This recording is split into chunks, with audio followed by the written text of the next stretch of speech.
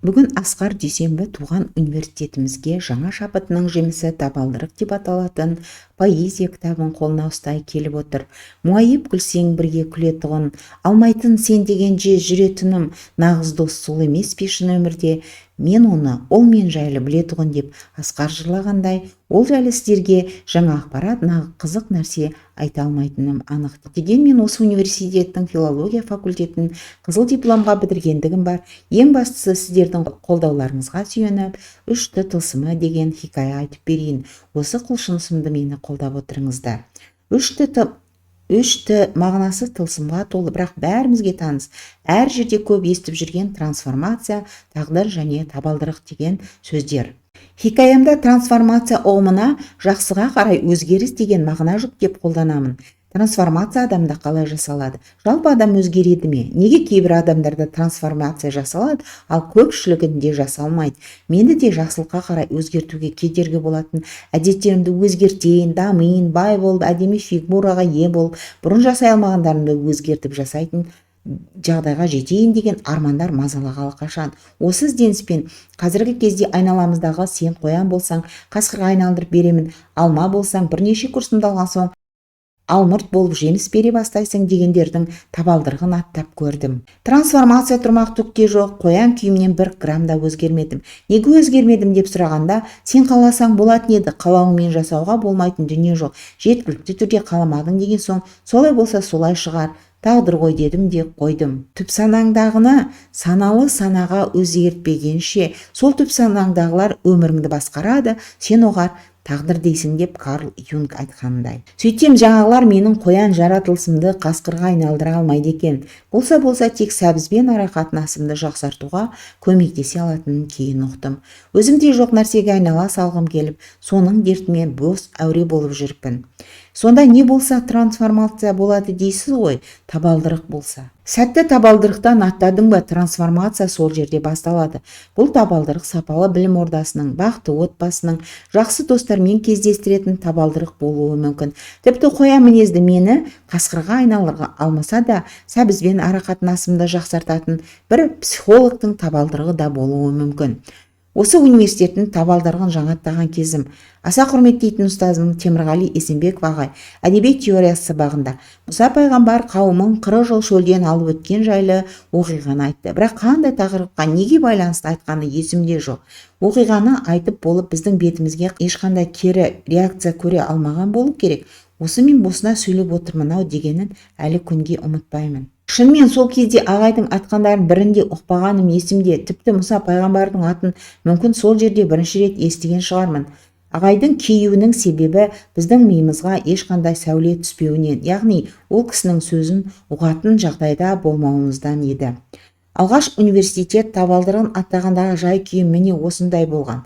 Бүгін міне 30 жылдан астам уақыттан кейін осы университеттің табалдырығын қайта аттап Асқардың табалдырық деп аталатын кітабының тұсаукесер үстінде сөз сөйлеп тұрмын. Керемет өнер туындысы Хазіреті Мұса пайғамбар мүсінін көргендер қолындағы тақтаны тастай беріп тұра келетіндей әсер беретіні жайлы айтады. Микеланджелоның осы мүсінді керемет жасауының себебін сұрағанда, мүсіннің өзі тастың ішінде сақтаулы еді. Мен тек артықтарын алып тастадым деген екен. Артықтарын алып тастағанда керемет кемел мүсін шыққан. Ғылым адамдағы трансформацияның да осылай болатынын айтады. Сырттан адамға әсер ету өте қиын. Бұл әлемде адам санасына қатысы болмаған еш нәрсе жоқ. Ал адамның санасына ең жақсы көретін, тек жақсылығын ойлайтын адамның өзі әсер етуі қиын. Сырт келбетте өзгертумен трансформация жасалмайды. Жақсыға қарай трансформация өзіңді өз санаңа кіргізетін есіктің табалдырығын табу арқылы жасалады дейді ғалым. Табалдырықты тапсаң да санаңа кіре салу оңай емес. Табалдырықтан биік тау жоқ деп қазақ аттан бекер айтпаған. Кез келген алға ұмтылыста кедергілер шығатыны сөзсіз. Бұл кедергілер балалық шақта миға сіңірілген стереотип, қасан қалып көзқарастар, көрген білген оқиғалардың әсері, айналамызда миға жиған, негізінде ақиқаттан алыс сырттан шындық ретінде таңылған дүниелер тағысын тағы болуы мүмкін. Дұрыс табалдырықты тауып және осы кедергілерден өткенде өзгеріс болады. Қазақ атам табалдырықты баспа, табалдырықты керме, табалдырықты амандаспа, табалдырықта отырма деген ескертпелері алға қарай жыли алмай тұрып қалмасын дегеннен шыққан. Адамды өзгертуге нақты ғылымнан гөрі рухани білімнің әсері күшті екен. Өнердің, оның ішінде өлеңнің өзгертетін күші сананың сезімдеріне әсер ете алуында жатыр. Өлеңнің мида жабылып қалған есіктердің табалдырығынан өте алатын қасиеті бар. Ақындық өнердің ерекшелігі қарапайым ақын емес, пенде байқай алмаған әлемнің миға сөзбен суретін салып көрсетіп беруінде. Ал ми жай сөзден гөрі суретті сөзді тез қабылдайды, әрі есте ұзақ сақтайды. Ақындардың біздің миымызда жасайтын трансформациясының жайы осындай. Егер бір ақын досың болса, бұл процесс тезірек жүреді. Сынықтан басқа бәрі жұғады деген атам қазақтың сөзі біраз.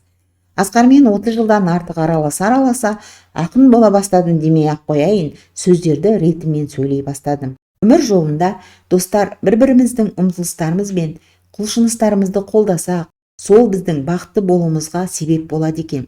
Неге бұлай айтқанымды ғылымға сүйеп кетейін? Гарвардта 1938 жылы жасалған бақытты адам деген қандай адам, кімдер бақытты болады деген гранттық зерттеу деп аталатын зерттеу жүргізіп, қандай адам бақытты болатынын туралы мынандай нәтижеге келіпті. 50 жылдың өмірдің өзі трансформация.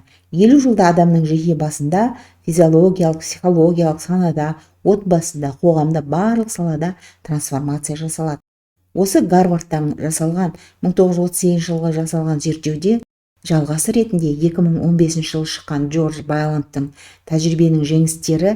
Гарвард грантының адамдар» деген кітабында тағдырына 80 жас жазылған адамның трансформациясы 50 жасқа дейінгі қалыптасқан әдеттермен, айналасын қоршаған жақындары, достарымен құрған ақ пейілді қарым-қатынасқа байланысты екені анықталған. Асқардың кітабы жаңа шабыт әлемінің табалдырығы болып, оқырмандардың санасында жақсылық трансформациясын жасай берсін.